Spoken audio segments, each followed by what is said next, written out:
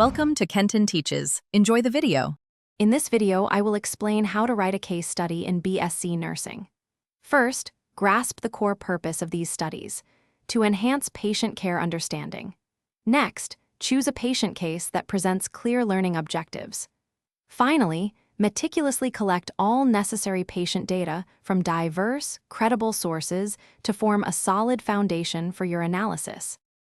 Once data is gathered, structure your case study logically. Begin with an introduction, followed by a thorough patient assessment.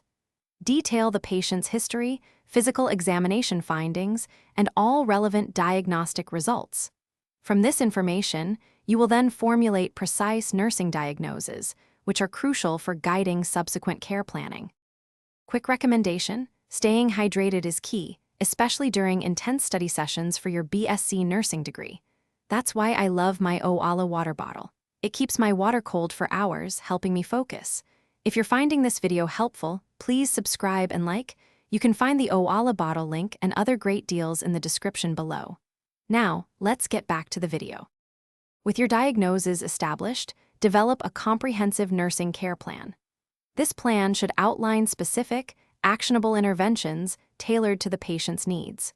Always justify these interventions using current evidence-based practice. Finally, evaluate the patient's response to the care provided, noting outcomes and suggesting any necessary modifications to the plan. Now, analyze the case critically, highlighting key learning points and any challenges encountered.